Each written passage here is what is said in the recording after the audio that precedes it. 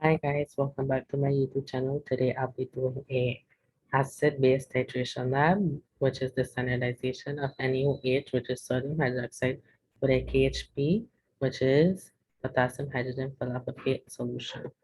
So now this is the Chem Collective website. If you click right here, here are the procedures and instructions on what to do.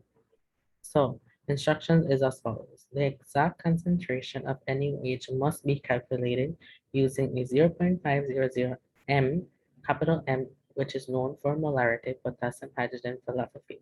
So now, we need to retrieve a disposable pipette and a 15 milliliter burette. Use a disposable pipette to add a small amount, which is 0.3 milliliter of the indicator to the KHP solution. Fill the burette with NaOH, in which I have done. The materials are the burette, the flask inside with the KHP, the NaOH. I already have filled the burette with 50 milliliters of NaOH in each trial and added the 0.3 milliliters inside the KHP flask, in which I have done. The only last thing to do is to add this.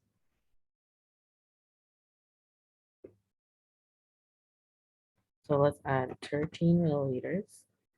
This is for trial number one.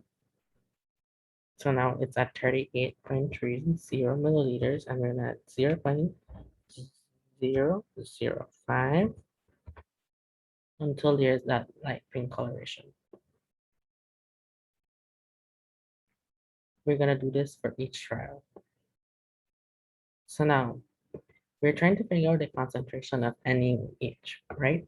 So we know for the fact that we need to find the balanced chemical equation for sodium hydroxide and potassium hydrogen philosophy. So now, so what is the balanced chemical equation? The balanced chemical equation is KHC8H4O4 plus NaOH, which is the reactants, and the products being produced is NaK C8H4O4 plus H2O, which is water. And we know that it is a 1-to-1 mole ratio. So the next step is to find the moles of KHP. Then after that, we have to find the moles of NaOH. Like I said, it's a 1-to-1 mole ratio. Then after that, we find the concentration. The concentration is equal to moles divided by volume in liters. Whenever it asks for this, has to be in liters, but unless they ask you to have it in milliliters, then you leave it in milliliters. But other than that, you leave it in, liters. So as you could tell, 38.52 ml has a light pale coloration. So trial number one has been completed. Now we start with trial number two.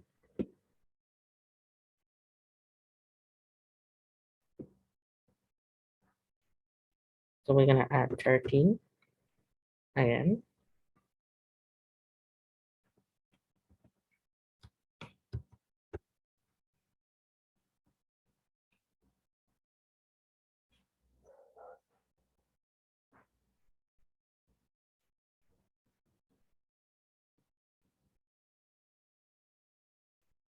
Until there's that light pink coloration. We need to get a light pink coloration. Because if you don't get like a light pink coloration, if you get a dark coloration, like a dark pink or red, it means that you have added too much NaOH and you have to restart your titration lab. And it takes a lot of time to do. It just requires patience.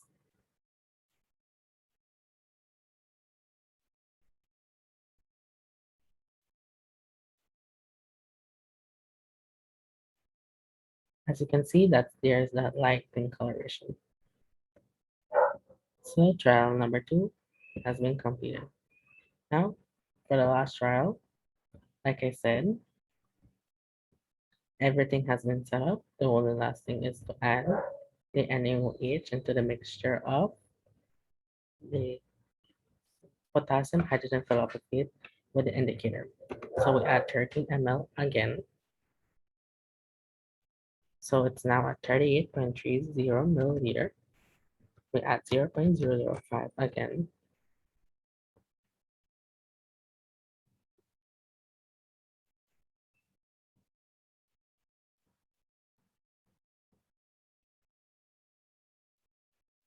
So while doing this, we could actually see the temperature and the pH rising and decreasing at the same time due to the fact of the addition of sodium hydroxide into the mixture of potassium hydrogen philosophy and indicator. As you can tell, there's still a white coloration. We still need to keep adding a little bit more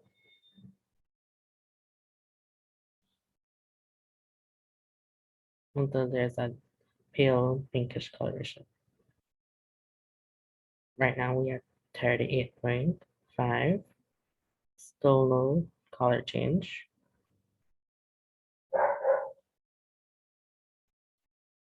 And ladies and gentlemen, there is the pink coloration.